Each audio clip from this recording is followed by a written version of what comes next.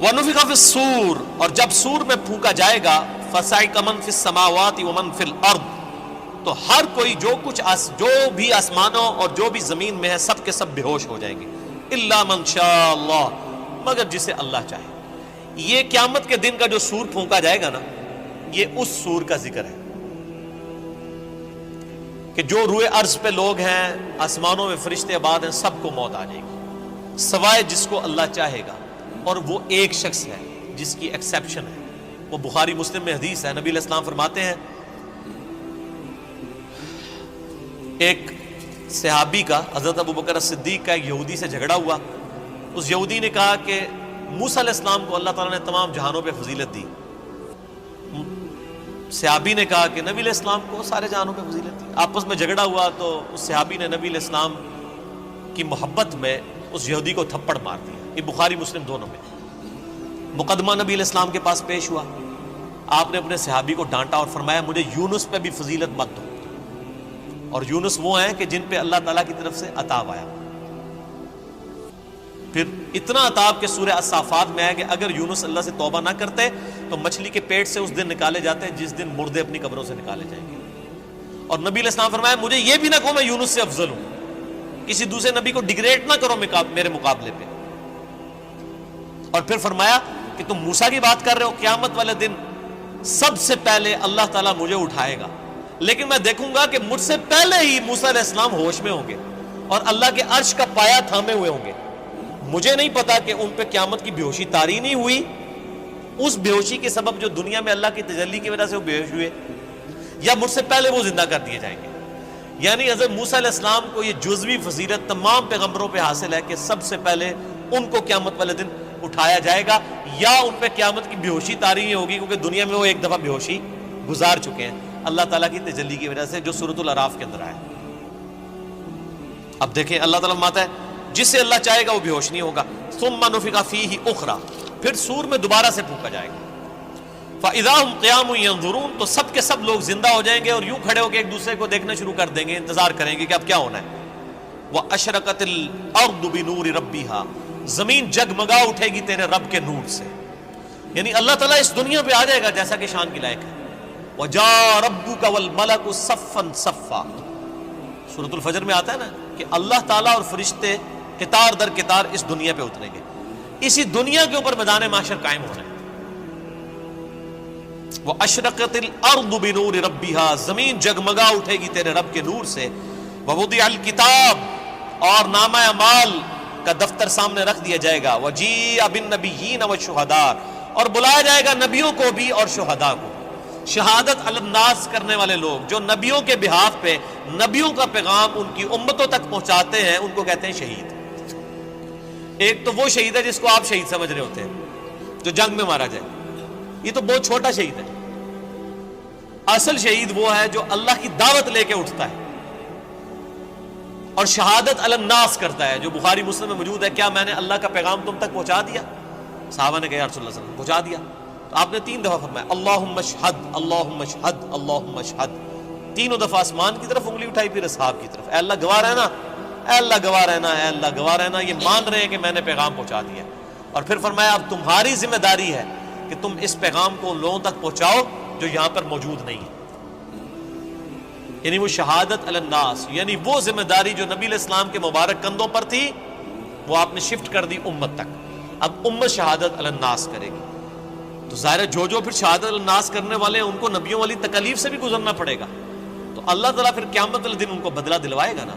نامہ اعمال بھی آ جائیں گے، نبی بھی، اور نبیوں کے جو خلفاء ہیں، جو نبیوں کے طریقے پر قیامت تک لوگوں کو دین کی طرف بلانے والے، شہادت علی الناس کرنے والے لوگ ہیں، وہ بھی بلا لیے جائیں گے۔ پھر کیا ہوگا؟ وَقُضِيَ بَيْنَهُمْ بِالْحَقِّ، پھر ان کے درمیان فیصلہ کیا جائے گا انصاف کے ساتھ۔ وَهُمْ لَا يُظْلَمُونَ، اور ان پر ظلم نہیں کیا جائے گا۔ وَوُفِّيَتْ كُلُّ نَفْسٍ مَّا عَمِلَتْ، اور ہر جان کو وہی کچھ بدلہ دیا جائے گا جو اس نے دنیا میں اعمال کیے ہوں گے، ہر جان کو بدلہ مل جائے گا۔ یہ نہیں ہے کہ دنیا میں کسی نے برے اعمال کیے تو اس کو بدلہ کوئی اچھا مل جائے گا، یا دنیا میں جس بیچارے نے اچھے اعمال گزارے اور زندگی مفلسی کی گزاری، اوتھے بھی جا کے بیچارہ انج ہی رہے گا نا، وہاں تو پھر اللہ تعالیٰ کہ ہاں تو پھر کرنسی کوئی اور ہے نا، وہاں تو نیکیوں کی کرنسی چلے گی نا۔ ہر جان کو بدلہ ملے گا جو کچھ اس نے دنیا میں اعمال کیے ہوں گے. وَهُوَ أَعْلَمُ بِمَا يَفْعَلُونَ, اور اللہ خوب جانتا ہے جو کچھ وہ دنیا میں کام کیا کرتے ہیں. اللہ کو کسی فرشتے کی, کسی نامہ اعمال کی کوئی حاجت نہیں ہے کسی کا ریکارڈ رکھنے کے لیے. ریکارڈ تو کئی ایک ریکارڈ جو ایسے نکلیں گے کہ جو اللہ کے حضور وہ نیکی شماری نہیں کی جائے گی. جو ریاکاری والی نیکیاں ہیں فرشتوں نے تو لکھی ہوں گی. فرشتوں کو تو نہیں پتا کہ کسی شخص نے یہ دکھلاوے کے لیے مسجد میں ٹائلیں لگوائی ہیں اور مسجد کے کنواں کھدوایا ہے, یا مسجد میں ٹوائلٹ بنوائے, یا مسجد میں قالین بچھوا دیا, یا مسجد کے اندر اس نے ایئر کنڈیشن لگوا لیا. یہ لوگوں کو دکھانے کے لیے لگایا تھا اس نے, یا میری رضا کے لیے لگایا تھا, اللہ کی رضا کے لیے؟ یہ بات فرشتوں کو نہیں پتا. فرشتے علم غیب تو نہیں جانتے, اسی لیے ان کے نامہ اعمال میں ایسی نیکیاں نکلیں گی. صحیح مسلم میں حدیث نہیں ہے قیامت والے دن ایک سخی کو, ایک شہید کو اور ایک قاری کو بلایا جائے گا, اللہ تعالیٰ تینوں کو اپنی نعمتیں گنوائے گا. تو وہ قاری کہے گا یا اللہ میں نے تیری خاطر قرآن پڑھایا. اللہ میں نے جھوٹ بولتا ہے, تو نے اس لیے پڑھایا کہ لوگ تجھے قاری کہیں. شہید کو بھی کہا جائے گا تو نے اس لیے جان دی کہ لوگ تجھے بہادر کہیں. اور سخی کو کہا جائے گا تو نے اس لیے اتنا مال خرچ کیا کہ لوگ تجھے کہیں بڑا ہی نیکو کیا کار ہے, بڑا سخی ہے, اور تمہیں دنیا میں تمہارا اجر مل چکا ہے, اب میرے ہاں تمہارے لیے کوئی اجر نہیں ہے. فرشتوں نے تو ان کو سخی شہید تو لکھا ہی ہوا تھا نا, تو فرشتوں کا ریکارڈ تو اس پہ تو اللہ تعالیٰ نے فیصلہ نہیں کرنا. فیصلہ تو اللہ تعالیٰ نے اپنے علم کی بنیاد پہ کرنا ہے کہ کس کے اعمال واقعی میرے لیے تھے اور کس کے نہیں. اسی لیے ریاکاری کو شرک اصغر کہا گیا. اب آخری رکوع آ رہا ہے, وَسِيقَ الَّذِينَ كَفَرُوا إِلَىٰ جَهَنَّمَ زُمَرًا, قیامت والے دن دوزخیوں کو, کافروں کو, بات نہ ماننے والوں کو ہانکا جائے گا دوزخ کی طرف گروہ در گروہ. اس میں مسلمان بھی شامل ہوں گے, اس میں کافر بھی شامل ہوں گے. وہ مسلمان جو عملاً کافر تھے, صرف وہ شناختی کارڈ میں مسلمان تھے, نماز کوئی نہیں پڑھتے تھے.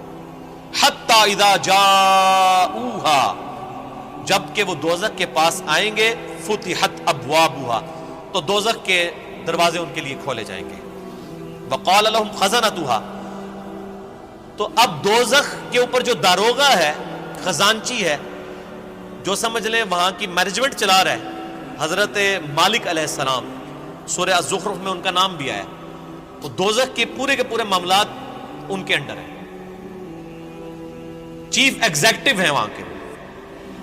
تو جب دوزخیوں کو لایا جائے گا نا دوزخ کے دروازے پہ, تو پہلے جو جنہوں کہتے ہیں پہلا مینا جڑا نا انہوں نے مارنا ہے.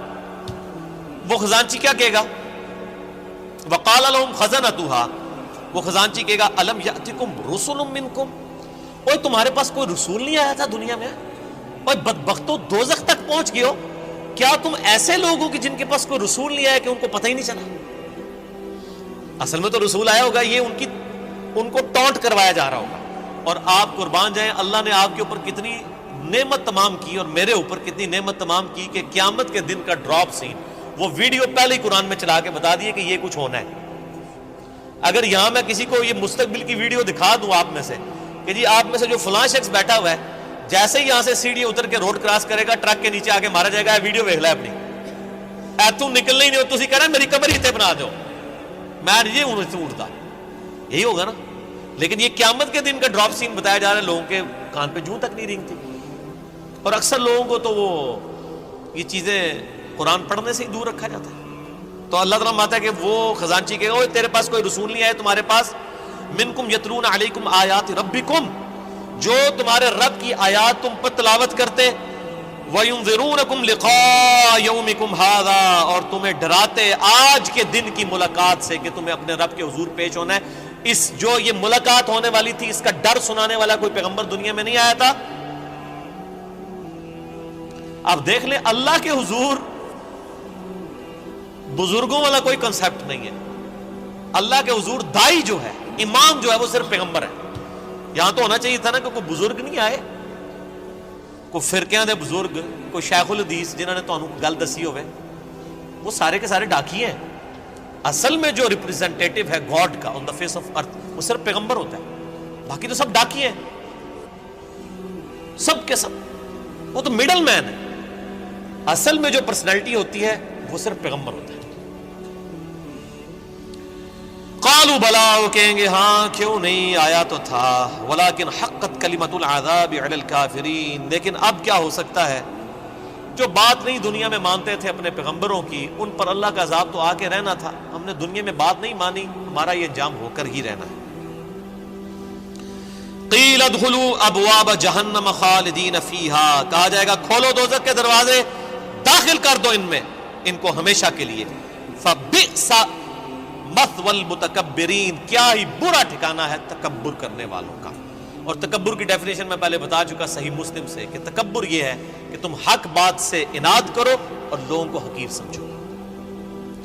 اب سائملٹینیس کنٹراسٹ، اہل جنت جو ہیں وہ کیسے پیش ہوں گے؟ وسیق الذین اتقوا ربهم الی الجنۃ زمرا، اہل جنت کو بھی گروہ در گروہ جنت کی طرف لے جایا جائے گا، یعنی جنتی بھی گروہوں کی شکل میں چل رہے ہوں گے۔ ظاہر ہے کہ کسی ایک دائی کی آواز پہ لبیک کسی نے کہا ہوگا، یعنی ہر زمانے میں حق کی آواز بلند کرنے والے لوگ موجود ہیں جنہوں نے اپنی عبادت نہیں کروائی، اللہ کی عبادت کروائی۔ ایک وہ لوگ آواز بلند کرنے والے ہیں جنہوں نے اپنی تجوریاں بھری، جنہوں نے اپنے نذرانے بھرے، جنہوں نے لوگوں کو اپنی ذات کی طرف لگایا، اور جب ان سے کہا گیا کہ اللہ کے ساتھ لگاؤ تو کیا جو پیچھے تو اللہ ہی ہے نا جی، اور جب کہا گیا کہ نبی علیہ السلام کے ساتھ لوگوں کو جوڑو تو انہوں نے کہا کہ یہ بزرگ جو ہیں جو ہمارے امام ہم نے کھڑے کیے ان کے پیچھے نبی علیہ السلام ہی ہے۔ نبی علیہ السلام کو بھی بیک فٹ پہ کر دیا، اللہ کو بھی بیک فٹ پہ کر دیا۔ ان بزرگوں کی بات نہیں ہو رہی، واقعی جنہوں نے اللہ کی دعوت دی ہے، شہادت علی الناس کرنے والے گروہ در گروہ جنت میں داخل کیے جائیں گے۔ حتی اذا جاؤہا، یہاں تک کہ جب وہ جنت کے دروازوں کے پاس پہنچیں گے، وفتحت ابوابها، تو جنت کے دروازے پہلے ہی کھلے ہوں گے۔ پوائنٹ ٹو بی نوٹڈ، دوزخیوں کے لیے دروازے پہنچنے کے بعد کھولے جائیں گے، اور جنتیوں کو جب جنت کے دروازے پہ لایا جائے گا تو پہلے ہی کھولے ہوئے ہوں گے۔ اللہ تعالیٰ ان کو ایک لمحے کے لیے بھی تکلیف نہیں دینا چاہے گا کہ ان کے لیے کوئی سسپینس باقی ہو کہ پتہ نہیں اب یہ کون سا دروازہ کھولنے والا ہے، اور جنت کی خوشبو کتنی دور سے آ رہی ہوگی، تو پہلے ہی جنت کے دروازے کھلے ہوں گے، اتنا ڈیلے بھی اللہ تعالیٰ ان کے لیے نہیں کرے گا۔ وہاں پہ خزانچی نے کیا کہا تھا، تمہارے اندر کوئی رسول نہیں آیا کہ تمہیں کوئی صحیح بات بتاتا؟ وہ کہیں گے ہاں جی آیا تھا لیکن ہم نے بات نہیں مانی۔ یہاں پر جو رضوان ہے جنت کا داروغہ، وہ کہے گا وقال لهم خزنتها، کہے گا جنت کا خزانچی سلام علیکم، کہے گا تم پر سلامتی ہو، طبتم، اور بڑے ہی اچھے رہ گئے ہو تم لوگ، بڑے پاک صاف لوگ ہو تم، فادخلوها خالدین، اب ہمیشہ کے لیے جنت میں داخل ہو جاؤ۔ کہے گا بڑے چنگے رہ گئے ہو تسی اللہ دے بندے ہو، تکو دوسرے نال کی پہ ہوندا جائے۔ وقالوا الحمد للہ الذی صدقنا وعدہ، اب ظاہر جنتی جو ہیں ان کی تو پھر روش ہی کچھ اور ہے، وہ کہیں گے تمام تعریفیں اس اللہ کے لیے جس نے ہم سے جو وعدہ دنیا میں نبیوں کے ذریعے کیا تھا نا کہ دنیا میں اللہ کی مان کے چلو تو جنت تمہاری مرضی کی تمہیں ملنے والی ہے، تمام شکر اس اللہ کا ہے جس نے اپنا وعدہ پورا کیا۔ وَأَوْرَثَنَا الْأَرْضَ نَتَبَوَّأُ مِنَ الْجَنَّةِ حَيْثُ نَشَاءُ، اور اس نے ہمیں ایسی جنت کا وارث کر دیا کہ جس میں ہم جہاں چاہیں گے رہیں گے۔ فَنِعْمَ أَجْرُ الْعَامِلِينَ، پس کیا ہی بہتر اجر ہے عمل کرنے والوں کا۔ دودھ پینے والے مجنون نہیں، عمل کرنے والے، عمل کیے بغیر کچھ بھی نہیں ہونا، خالی کھوکھلے نعروں سے کچھ نہیں ہونا۔ اللہ طرف مارے کہ کیا ہی بہتر اجر ہوگا عمل کرنے والوں کا۔ وَتَرَى الْمَلَائِكَةَ حَافِّينَ مِنْ حَوْلِ الْعَرْشِ، تم دیکھو گے اس دن کہ فرشتے اللہ کے عرش کے گرد جو ہے وہ گھیرا ڈالے ہوئے ہوں گے، یسبحون بحمد ربہم، اپنے رب کی تسبیح بیان کر رہے ہوں گے حمد کے ساتھ۔ وہ بخاری مسلم میں آ گیا، بخاری کی آخری حدیث یہی ہے۔ اللہ تعالیٰ کو دو کلمات بہت پسند ہیں جو زبان پہ ہلکے ہیں لیکن میزان عمل پہ بہت بھاری ہیں، سبحان اللہ و بحمدہ سبحان اللہ العظیم، یہی فرشتوں کا کلام ہوگا۔ یعنی جسے کہتے ہیں ڈراپ سین آف قیامت یہ ہو رہا ہوگا کہ جب جنتی جنت میں داخل ہوں گے تو فرشتے اللہ کے عرش کے گرد جمع ہوں گے اور سبحان اللہ و بحمدہ اللہ کی تعریفیں بیان کر رہے ہوں گے۔ وَقُضِيَ بَيْنَهُمْ بِالْحَقِّ، اور ان کے درمیان فیصلہ کیا جائے گا حق کے ساتھ، پرپز فل، با مقصد۔ جس نے دنیا میں اچھے مال کیے اسے اچھا بدلہ، جس نے برے مال کیے اس کے لیے برا بدلہ۔ وقیل الحمد للہ رب العالمین، اور ہر طرف سے یہ صدا آ رہی ہوگی، الحمد للہ رب العالمین، الحمد للہ رب العالمین۔ یہ قیامت کے دن کا ترانہ ہوگا، الحمد للہ رب العالمین۔ کیوں؟ یہ ساری کائنات اسی نے سجائی، اسی نے مخلوقات کا سلسلہ شروع کیا، اسی نے زندگی اور موت کے معاملات رکھے۔ یہ پورے کے پورا جو ایک آپ سمجھ لیں سٹیج سجایا گیا تھا نا، اس کی کنکلوژن جنت اور دوزخ کی شکل میں ہوگی نا جب، تو جنتی جب جنت میں پہنچیں گے نا تو بس حقیقت بات ہے کہ یہاں بیٹھ کے احساس ہو رہا ہے کہ جس شخص کو دوزخ سے بچا لیا جائے گا تو اس کی تو زبان سے ہی تسبیحات ختم ہی نہیں ہوں گی، شکر ہے یا اللہ تیرا، شکر ہے یا اللہ، تیرے لیے ساری تعریفیں ہیں، تو نے بچا لیا۔ تو قیامت کے دن حمد کا ترانہ کیا ہوگا؟ الحمد للہ رب العالمین، تمام تعریفیں اللہ کے لیے، ہر طرف سے یہ ندا آ رہی ہوگی، الحمد للہ رب العالمین، الحمد للہ رب العالمین، الحمد للہ رب العالمین۔ اور یہاں لوگوں نے وہ اپنے بزرگوں کے نعرے بنائے ہوئے ہیں، اور جی ہم تو اس طریقے سے نعرہ مارتے ہوئے جائیں گے، اسی تے ادھر کٹھے ہوواں گے، اسی اینج ہوواں گے، او بھائی کچھ بھی نعرے نورے نہیں ہوتے۔ ایک اللہ کی حکومت ہے، لمن الملک اليوم للہ الواحد القہار، آج کے دن کس کی بادشاہت ہے؟ ایک اکیلے اللہ کی، جو سب پہ چھایا ہوا ہے۔ اسی پہ سورہ الزمر مکمل ہوئی۔ اب سورۃ المؤمن انشاءاللہ اگلی کلاس میں شروع کریں گے، ہمارا ٹائم پورا ہو چکا ہے۔ اینڈ پہ اللہ سے دعا کرتے ہیں کہ اللہ تعالی ہمیں ان لوگوں میں شامل فرمائے کہ جو جنت میں جائیں گے اور ان کی زبانوں پر حمد کا ترانہ ہوگا، الحمدللہ رب العالمین۔